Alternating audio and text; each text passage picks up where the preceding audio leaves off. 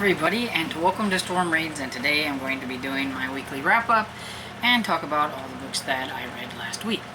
And it's definitely slowed down since I've finished Halloween, and I'm not reading a bunch of middle grade, even though this does feature some middle grade. And I was like, you know what, I'm going to slow it down a little bit, because that's okay. I read 4 books, which is still really well. 2 of them were middle grade, and they were both audiobooks. Actually, all these books were audiobook. And so the first one is one that was mentioned in October, because I did finish it October 1st, which was on Monday, so I'm just going to go ahead and talk about it, which was Reckoning by Heidi Lang and Katie Barkowski. It's the 3rd book in the Whispering Pine series. I had to take it back to the library, so I'll just pop a picture up here. And I really like that one. The first one and this one here are my favorites out of the 3. Though I really liked the second one too, because I mean I gave it like 4.5 stars. So I mean this is just a really solid middle grade horror series, and I really like it. And this one, it's just that the stakes seemed a bit higher. The kids had to go into this other world and try to rescue some other kids that were in there, and there were some, you know, some really scary, spooky things that were in there. And then it leaves you on a tiny bit of a cliffy, because there was a revelation in this one. Like, I kind of had a feeling about the guy that kind of runs the Green On or whatever. He's kind of part of that, and he's one of the main guys in this series. His name's Patrick, and I had a feeling about him, and so it was kind of interesting, you know, finally figuring some things out about him. So that was pretty cool. And it was kind of like, oh, you know. But yeah, I'm really liking it. I cannot wait for another one to come out. And then the other middle grade book that I read was like totally different from that one, and it is Mr. Limoncello's Very First Game by Chris Gravenstein. This is the prequel novel to the series. If you've read the series and you know all about Mr. Limoncello, he is a guy who built this builds these really fun interactive libraries, and he's just very over the top and eccentric, and he's a lot of fun. And the kids that are in that series, they're a lot of fun. It's kind of like a mystery puzzle type series. It's a lot of fun.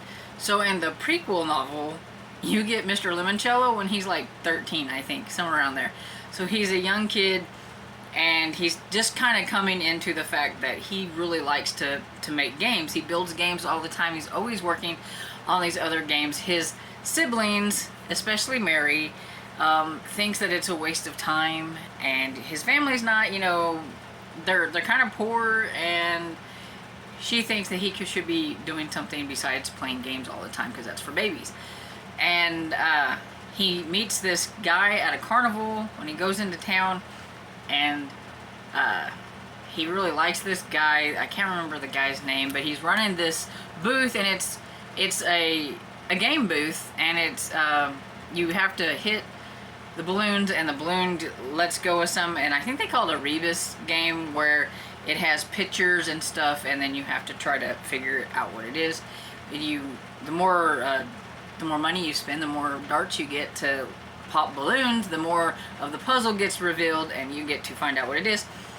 And he's really good at that kind of stuff, and so he kind of gets in with this guy, and this guy kind of puts him in the booth and lets him kind of work it, and he really gets to feeling that, you know, this is like his kind of thing.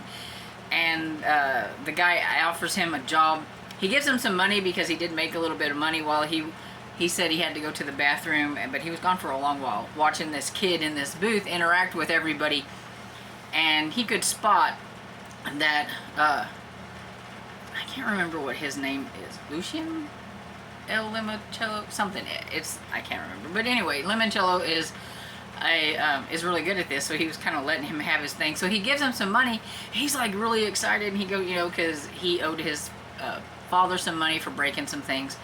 And then he gets a job there. As long as the carnival was there, he could work there. and so he works with that guy, and also he meets that guy's granddaughter, which her name, I can't remember what her actual name, her last name was Keeley, and it was interesting because it's like, oh, the main character in like the actual series, you know, that's in the future, because this is like back whenever he was young, and he's not in the series, he's like an older guy, and so there's a Keeley that is one of the guys that is one of the main characters, the kid. So it was like, oh, I bet they're, you know, it's like a grandma or great grandma or something, you know. So I thought that was kind of fun. You pick those things up along the way too. Hello, it's a limoncello. That's like a big thing in the books, and that was mentioned in this one. So it was kind of fun picking up on things if you've read the series, like the little nods to like the series and stuff like that. It was a lot of fun, and it was fun finding Mr. Limoncello finding his feet with the fact that he's really good at making up these eccentric games, and he's very eccentric and kind of just embracing his outgoing eccentric kind of personality. It was a lot of fun. And so I give that one, I forgot to say what I gave Reckoning, but I gave Reckoning like 5 stars. But I gave this one 4 stars. I've given all the ones in this series 4 stars. It's a really fun series. And so then off to the Nora Roberts books. So the first Nora Roberts book that I read was Midnight Bayou, because that seemed to be the one that everybody was enjoying the most. Whenever I asked people, one of the ones were their favorites out of the list that I had. And this one came up a lot. Everybody loved this one. And I thought this one was pretty good. I liked the haunted house aspects of it. I liked that it was in the bayou.